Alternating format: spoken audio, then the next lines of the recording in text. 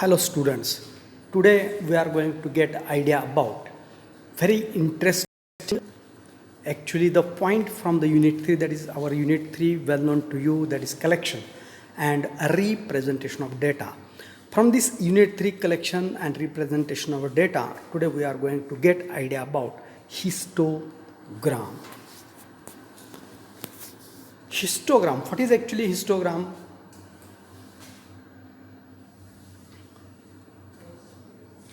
Graphical representation of the frequency distribution of data is a bar form, is called as a histogram. Once again I will give to you idea, or already I have asked you what you have to do. That is nothing but when there is a definition that is to be divided into 2, 3 or sometimes large, or we have to say that a little bit a lengthy definition is there, we have to divide into 4 parts. If we will divide this into 2, 3 parts, then we will come to know that what is actually the histogram. Histogram is a graphical representation of the frequency distribution of data, is a bar form, is called as a histogram. So here you will have to keep in mind what we are going to do. We are going to graphically represented, isn't it? What we are going to represented here, that is the frequency distribution of data. In which form? So that is in the bar form, and that is nothing but the histogram. Now another,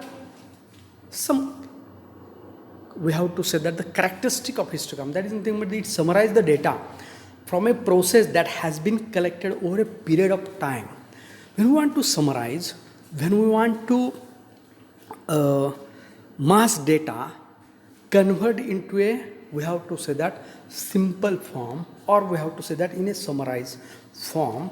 So here we can do with the help of a histogram. Also histogram provides the easiest way to evaluate the distribution data. So this is actually very interesting, we have to say that data representation, isn't it? Collected data is represented in various forms. Actually we know that tabular form is also there, isn't it? So as to overcome some difficulties from the tabular form data representation, there is we have to say that histograms are there, isn't it? So in this histogram or histograms are easiest way to evaluate the distribution of data. So evaluation of the distribution of the data is very easy with the help of a histogram. Now, what is the structure of a histogram, isn't it?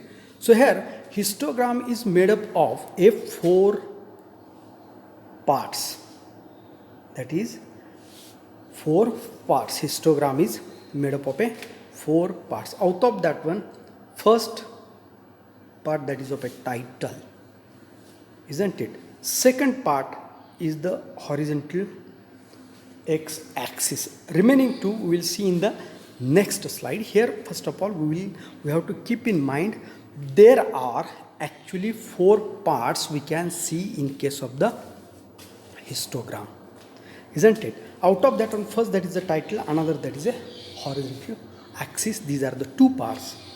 Remaining 2 we will see in the, as already I have said to you, in the next slide. Here title briefly describes the information that is contained in the histogram, isn't it? Whatever content is there, whatever matter is there, which type of data is there, what you are going to represent into that one. So in words we have to write in the title, but in a short, in brief, that is most important. So this is title is the first part of the histogram. Now horizontal axis. The horizontal axis, second part of the histogram, shows the scale values into which the measurement is fit. These measurements are generally grouped into intervals to help, isn't that? Grouped into intervals helps to summarize a large data set. My friends, you have to keep in mind, actually the histogram is made up of 4 parts. First, most important, that is of a title. Another also again important part, that is of a horizontal x axis. On that x axis, generally grouped measurements are grouped into intervals to help you summarize a large data set. We know that we are collecting a huge data. Most of times we are going to get the secondary data in huge amount. In masses, observations are there. And that we want to summarize. That data set we want to summarize with the help of that one. So horizontal x-axis is the second part. Now, as already I have said to you, the histogram is made up of 4 parts. First part is there, that is title. Second part we have learned, that is of a horizontal x-axis, and third is vertical y-axis, and fourth one is a bars are there.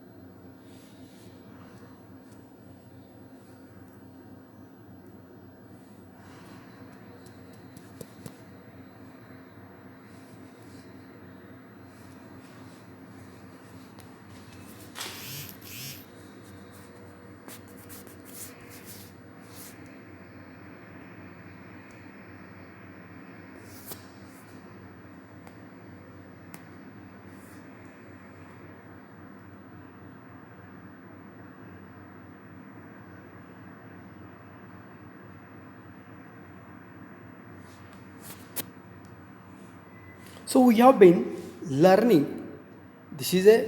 we have to say that bars are there, isn't it? Bars are there.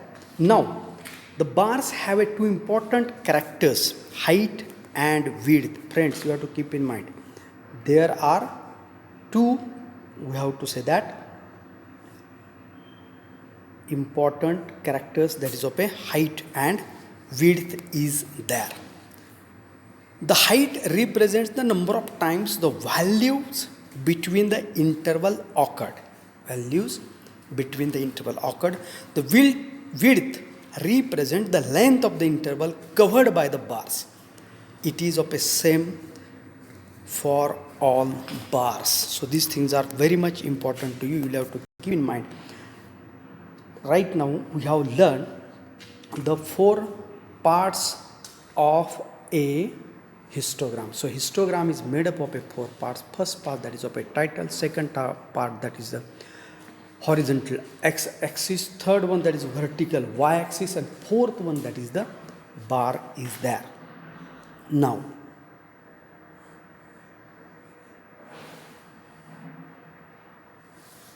here in our hand there was a huge data, isn't it? There was a huge data, and that huge data we have converted into a table form, isn't it? Frequency distribution, that is of a yield of a paddy. So class intervals we have taken, that is 3 to 3.4, 3.5 to 3.9, in the sense 4 is there difference in that one. So you'll have to keep in mind class intervals we have kept here. Now that is a non-overlapping type of a, isn't it? Here the 4.5, 4.9, 5, that is equal to 5.0. So here we will be proper class intervals, class boundaries are there, we have of that one. And frequency, in the sense we'll have to keep in mind the plants, those which are having 2.95 to 3.45 type of a size, and 4 plants are there which are having that type of a structure. Now you have to keep in mind, sir, students, so this is the huge mass data we have converted into, we have to say that that is nothing but the table form. Now here, as already I have said to you, there are the 4 most important parts of the histogram. So this is the histogram, isn't it? This is the histogram. In this histogram, 4 parts are there. There is a title histogram of yield of paddy, isn't it?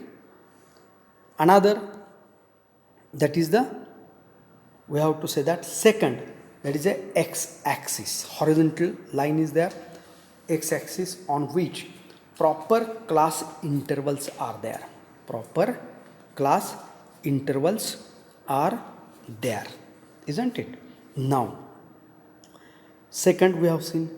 Third, that is the frequency we have written, that is of a y. That is of a y axis. Fourth one, fifth one, these are the, fourth one, that is the bars. So, this total histogram, if we look at that one, we will come to know that this histogram is, we have to say that, made up of a 4 parts. That is of a, made up of a 4 parts. First one, title, that is of a histogram of a yield of paddy. Second one we have, that is the horizontal x-axis on which proper class intervals are there, that we have seen in the tabular form. Third one, that is a vertical axis, that is y, frequency. Fourth one, that is the bars are there, isn't it?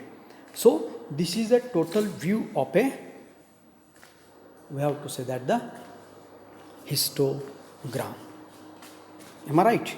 Now friends, I will give you idea. Already we have seen many things about this histogram. Now we have to get idea about the advantages. What is the advantage of, we know that we can summarize the data, we can write the data in, we have to say that, sequenced manner, then we have to tabular form, and why we are going to actually convert that data, I will say that, into a histogram, graphical representation. So what are the advantages of that one? So first advantage is that display large amount of data that are difficult to interpret in the tabular form. Already I have said to you, the tabular form data we can make, mass of data, collected data, primary data or secondary data, that can be converted into a tabular form, the table form. But the data which cannot be represented by using the tabular form is in such a way that we have to definitely switch on the histogram. Definitely we have to go for the histogram, and that will help us to convert data, represent data with the help of a histogram. Shows the relative frequency of the occurrence of the various data values. Frequency also can be shown with the help of this relative frequency. Reveal the variation, centering and distribution shape of the data. Isn't it? We have seen the shape of the data in the last histogram, which we have seen in the last slide or previous slide, I will say that. Very useful when calculating capability of the process. Isn't it? Very useful, you have to keep in mind. Now, along with the some advantages, some disadvantages are also there of a histogram or data representing with the help of a histogram. So which are those? First one, use only which is a continuous data. Here we cannot use discrete data. We cannot use discrete data for representation with the help of a histogram. Data should be a continuous one. That is the only way. More difficult to compare the two data sets. Here one data set we have taken, another data set we cannot use here or compare with in that same histogram, isn't it? Suppose we have taken right now the height of the paddy plant, isn't it? But we have not considered here the number of leaves of the paddy plant.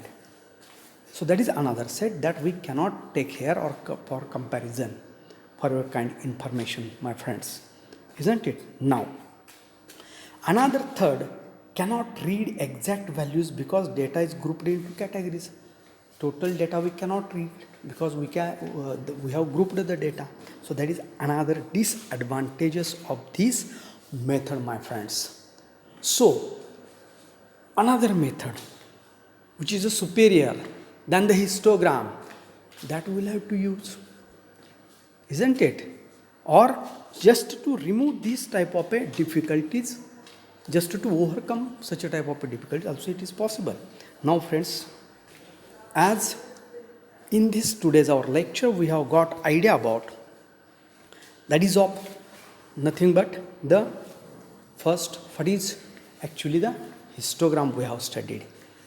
Then we have studied 4 most important parts of the histogram, that is nothing but the structure of the histogram. Means first part, that is title, second part, that is the horizontal x-axis, third part, that is a vertical y-axis, and fourth part, that is of a bars. That also we have studied. Then we have got idea about, we have taken example of a paddy data was with us. With the help of that one, the sketched histogram is there, or drawn histogram is there. Then we have learned, that is but nothing but the, we have learned related with the advantages of this histogram methodology, which is used for the representation of the data. And finally we have learned the disadvantages of the data, isn't it? So friends, you have to keep in mind here, as we have seen all these things, you will have to keep in mind the things. You have to sketch the diagram, you have to sketch the histograms, you have to prepare on yourself, collect some data, and that data you have to convert into the histogram. Okay, with this I am going to stop my today's lecture. The next lecture we will get idea about another methodology, graphical representation, that is nothing but the frequency polygon, all sort of the things are there, we will see in the next lecture. Before that, I have to say thank you very much.